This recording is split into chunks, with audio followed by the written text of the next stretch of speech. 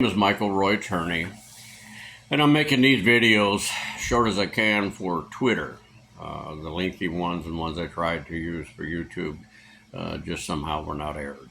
Um, so, regardless, this one is about why didn't they charge me with molestation?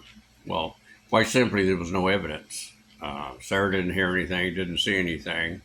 If you watch the entire trial, you'll see that. But the molestation rumors started in 1993 after Barbara died. That would be Sarah and Alyssa's mother.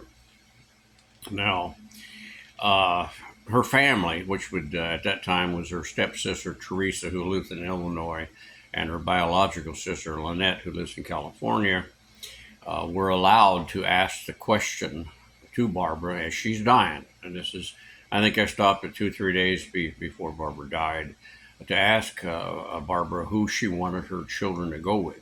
Now, Teresa's motives were quite obvious. Not only did she want Barbara's two kids because she lost her own uh, from the Child Protective Service, but she also wanted Barbara's life insurance. Now, but Lynette was pure. She just wanted to be anything close to Barbara because Barbara literally was Lynette's mother. That was quite obvious.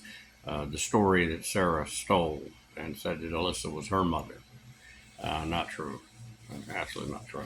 So, regardless, anyway, these women thought that by calling the Arizona Child Protective Services with false allegations of molestation of Alyssa, Sarah and John, I guess, at least abuse and neglect, that the Arizona Child Protective Service would take our two girls, especially.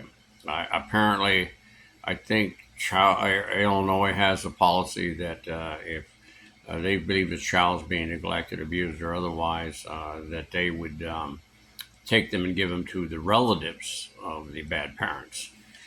California, I don't think has that, but they might. But Arizona definitely doesn't. Arizona's policy was rather brutal, and I tried to explain that to these two ladies when I suspected they were the ones that caused the raids on my house, and there was a number of them, very extensive. Especially poor old Sarah, Alyssa. I mean, they interrogated her the most, or interviewed her, whatever term we want to use. But Arizona's policy is quite simple. They would take the children, put them into foster care, and separate the siblings in different foster homes, which is very, very traumatic to the children until they investigated. So, and I've been at odds with the Arizona Child Protective Service on a number of issues.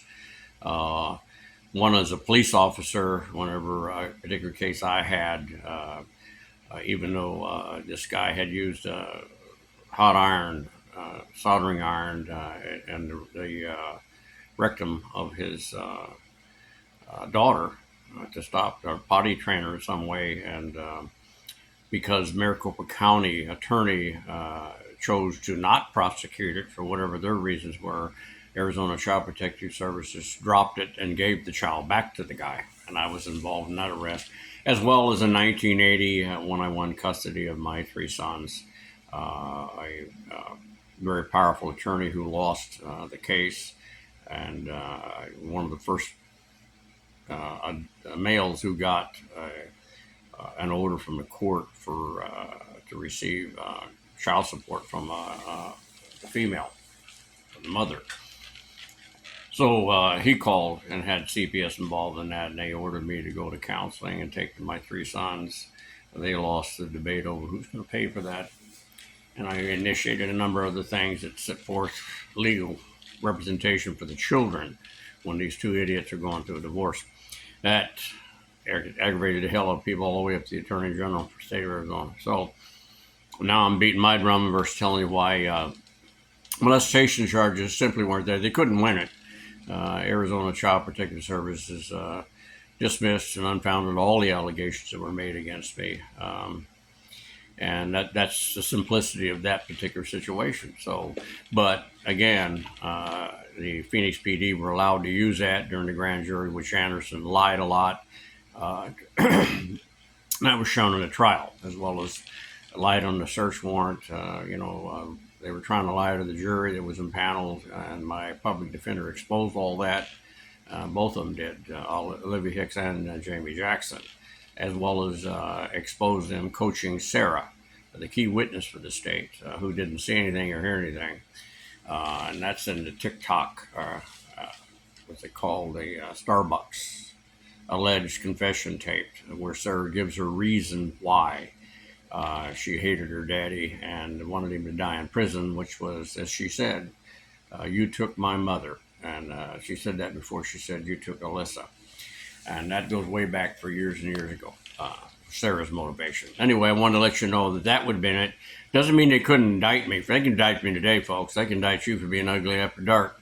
Our system is really bad. It has gone out of control with this secret behind doors, no representation of constitutional or the lying, because of these wars on drugs, crime, and terrorism, folks, allows a police officer to lie to a grand jury under oath with absolutely no accountability. And that's all wrong. And then they allow the grand jury to set your bail. And you're talking about people who've heard all this news media like I have. Mine started in 2009 with ABC, such negative stuff. That of course and I heard this a lot. Well, they must have done something, so I don't want to see them out of jail. Just throw them in there. Let them prove their innocence. It might happen to you, so you don't want to really go down that road. That's not in accordance with America, not definitely Judeo-Christian or any form of Bill of Rights, and what we would call a good, fair, level playing field. It's very, very negative. So regardless, I wanted to give it to you that, but however, they did use and push the motive of molestation. They needed that in order to establish that a murder, the reason for Alyssa's murder was that for me to cover it up. All wrong, all the way down the line. But a murder true trial, you can't bring that kind of stuff in because that's just not the elements necessary to prove a murder had been committed. At least, or now participated in any way. And that's what Sam Myers tried to elaborately explain to the audience. Court TV took wrong, ABC took wrong, NBC took wrong, and all these media people. And a lot of these emails I read by these poor women who were molested as a child and they never got justice doesn't mean I did it. We don't want to go down that 1692 Salem, Massachusetts witch hunt.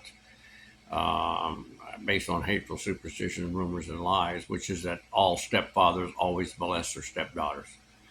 That disgusts me to think that such a rumor exists. It disgusts me to think that all these women had to go through such a tragic thing. But that doesn't mean I did it, folks. There's no evidence that I did. So that's an explanation of why they didn't charge with it. Don't mean they won't. Believe it or not, folks, after I was acquitted, the government had a right to file an appeal on it, but they didn't. The federal government can still do it, even though there's a double jeopardy clause. But the problem with the case is there's insufficient substantial evidence to prove that Alyssa was murdered or that I participated. And you can't just drag that out of ABC, NBC, TikTok, emails, tasks, all this other kind of stuff. And when a task force with the Phoenix PD, the FBI, and the National Center for Missing and Exploited Children, who hired one of the best homicide detectives in this country, can't come up with enough substantial evidence to support a conviction, that means it's pretty good guess, folks, it didn't happen, which I know for a fact it didn't. There wasn't any physical evidence because, again, it didn't happen. Good luck to you.